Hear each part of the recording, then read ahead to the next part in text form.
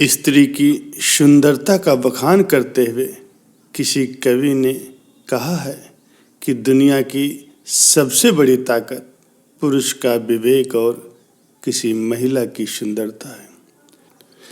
इस संसार में अगर कोई सबसे सुंदर है तो वो किसी जवान स्त्री की सुंदरता है, जो किसी को भी मंत्रमुग्ध करने की ताकत रखती है। पर सुंदरता 4 दिन की मेहमान भी होती है, इसीलिए शूरत के साथ साथ शीरत का भी बहुत ज्यादा महत्व है। प्यारे सज्जनों, सौंदर्य सबके जीवन की मांग है। वास्तविक सौंदर्य उसे नहीं कहते जो आकर के चला जाए, जो कभी छीण हो जाए, नष्ट हो जाए, वो सौंदर्य नहीं है। सांसारिक लोग जिसे सौंदर्य बोलते हैं वो सिर्फ हाड़ मांस का सौंदर्य होता है।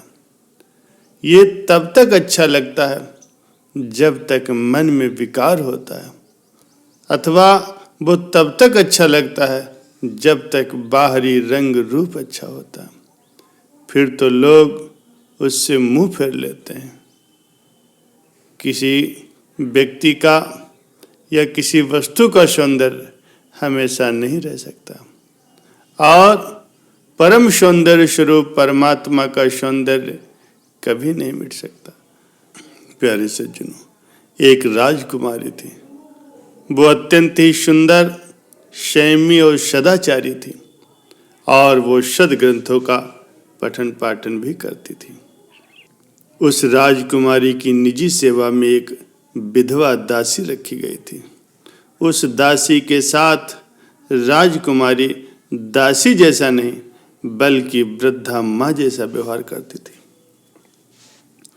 एक दिन किसी कारणवश उस दासी का 20-22 साल का जवान पुत्र राजमहल में अपनी माँ के पास आया। वहां उसने राजकुमारी को भी देखा। राजकुमारी भी करीब 18-20 साल की थी। सुंदरता तो मानो उसमें कूट कूट करके भरी थी। राजकुमारी का ऐसा सौंदर्य देखकर वो दासी पुत्र अत्यंत ही मोहित हो गया, और वो काम पीड़ित होकर के वापस लौटा। जब दासी अपने घर गई तो देखा कि उसका पुत्र मुंह लटकाए बैठा है। दासी के बहुत पूछने पर वो लड़का बोला, मेरी शादी तुम उस राजकुमारी से करवा दो। दासी बोली, अरे तेरी मति तो नहीं मारी गई? कहाँ तो विधवा दासी का पुत्र और कहाँ वो राजकुमारी। अगर राजा को पता चला तो वो तुझे फांसी पर लटका देंगे। लड़का बोला, वो सब मैं नहीं जानता। जब तक मेरी शादी राजकुमारी के साथ नहीं होगी तब तक मैं अन्न का एक दाना भी नहीं खाऊंगा। उसने कसम खा ली। 1 दिन, 2 दिन, 3 दिन, ऐसा करते करते 5 दिन बीत गए। उसने कुछ न खाया न कुछ पिया। दासी उसे समझाते समझाते थक गई। उस बेचारी का एक ही सहारा था। पति तो जवानी में ही चल बसा था, और एक एक करके उसके 2 पुत्र भी मर गए थे। बस यही लड़का था, और वो भी ऐसी हट करके बैठ गया था। उस दासी माँ को देख करके राजकुमारी ने उस दासी से पूछा, सच बताओ क्या बात है? आजकल तुम बड़ी खोई खोई सी रहती हो। वो दासी बोली, राजकुमारी जी, यदि मैं आपको अपनी व्यथा बता देती हूँ तो आप मुझे और मेरे बेटे को राज्य से बाहर निकलवा दोगे। ऐसा कह करके वो दासी फूट फूट कर रोने लगी। राजकुमारी ने कहा, मैं तुम्हें वचन देती हूँ, तुम्हें और तुम्हारे बेटे को मैं कोई सजा नहीं दूंगी। अब बताओ। वो दासी बोली, आपको देखकर मेरा लड़का अनाधिकार की मांग करता है। कहता है कि मैं शादी करूंगा तो इस सुंदरी से ही करूंगा, और जब तक मेरी शादी राजकुमारी के साथ नहीं हो जाती तब तक मैं भोजन नहीं करूंगा। आज 5 दिन से उसने अन्न का एक दाना भी नहीं खाया, खाना पानी सब छोड़ रखा है। मैं उसे समझा समझा करके थक गई हूँ। राजकुमारी ने कहा, आप चिंता मत करो, तुम कल उसको मेरे पास भेज देना, मैं उससे शादी करने के लिए तैयार हूँ। ये सुन करके दासी बहुत खुश हुई। दासी जब घर गई, उसने सारी बात उस लड़के से बताई। लड़का खुश होकर के राजकुमारी से मिलने पहुंच गया। राजकुमारी ने उस लड़के से कहा, तुम मुझसे शादी करना चाहते हो? लड़के ने कहा, जी हाँ। राजकुमारी ने फिर पूछा, आखिर किस वजह से?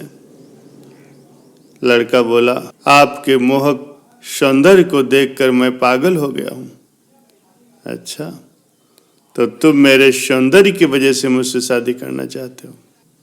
या तुम मुझसे शादी करना चाहते हो तो फिर कल आना। उस दासी पुत्र ने कहा, हाँ ठीक है, मैं कल दोपहर को आऊंगा। रात को ही राजकुमारी ने जमाल घोटे का सेवन कर लिया। इसके कारण उसको पेचिश शुरू हो गई। रात भर उसका पेट खराब रहा। राजमहल के ही कुंड में वो शौचालय जाती रही। सुबह होते होते उस राजकुमारी का चेहरा उतर गया। राजकुमारी की आंखें अंदर धस गईं, गालों की लाली उड़ गई, शरीर एकदम कमजोर पड़ गया। दूसरे दिन दोपहर को वो लड़का खुश होता हुआ राजमहल में आया और अपनी माँ से पूछने लगा, माँ, राजकुमारी जी कहाँ हैं? दासी ने कहा, वो अभी चारपाई पर सोई हुई है। राजकुमारी जी के नजदीक जाने से उसका उतरा हुआ मुंह देखकर दासी पुत्र को बड़ी शंका हुई। ठीक से देखा तो चौंक पड़ा। बोला, अरे राजकुमारी जी, ये आपको क्या हो गया है? आपका चेहरा इतना फीका क्यों पड़ गया है? आपका सौंदर्य कहाँ चला गया? राजकुमारी ने बहुत धीमी आवाज में कहा, आप मेरे सौंदर्य को देखकर मुझसे शादी करना चाहते हैं? दासी पुत्र ने कहा, हाँ। आखिर वो था तो दासी पुत्र, और उसकी बुद्धि भी मोटी थी। राजकुमारी ने कहा, मेरा सौंदर्य उस गड्ढे में पड़ा हुआ है, जाके देख लो, मैंने उसे संभाल के रखा है। दासी पुत्र हैरान हो गया, वो कुछ समझ नहीं पा रहा था। राजकुमारी ने उस दासी पुत्र का विवेक जागृत करने के लिए उसे उस गड्ढे के पास भेजा। दासी पुत्र जैसे ही वो उस गड्ढे के पास पहुंचा, बदबू से उसका सिर चकराने लगा। ये देख करके राजकुमारी ने उसे समझाते हुए कहा, जैसे इस कुंड में विष्ठा है, ऐसे ही इस चमड़े से ढके हुए इस शरीर में यही सब कचरा भरा हुआ है। हाड़ मांस के जिस शरीर में तुम्हें सौंदर्य नजर आ रहा था, उसे जमाल घोटा पल भर में ही नष्ट कर डालता है। मलमूत्र से भरे इस शरीर का जो सौंदर्य है, वो वास्तविक सौंदर्य नहीं है, लेकिन इस मलमूत्र को सौंदर्य का रूप देने वाला वो परमपिता परमात्मा ही वास्तव में सबसे सुंदर है। तुम उस सौंदर्यवान परमात्मा को पाने के लिए आगे बढ़ो। इस शरीर में क्या रखा है? ये सुन करके दासी पुत्र की आंखें खुल गई। राजकुमारी जी को अपना गुरु मान करके और अपनी माँ को प्रणाम करके वो सच्चे सौंदर्य की खोज में निकल पड़ा। आत्म ज्ञान को पाने वाले संतों के द्वार पर वो गया और उस परम सौंदर्य परम पिता परमात्मा को प्राप्त करके जीवन मुक्त हो गया। प्यारे सज्जनों, कुछ समय के बाद वही दासी पुत्र जो कि एक संत बन गया था, घूमता घामता अपने नगर की ओर आया और एक नदी के किनारे झोपड़ी बना करके रहने लगा। खराब बातें फैलना बहुत आसान है, लेकिन अच्छी बातें, सत्संग की बातें बहुत परिश्रम से लोगों तक पहुंचती हैं।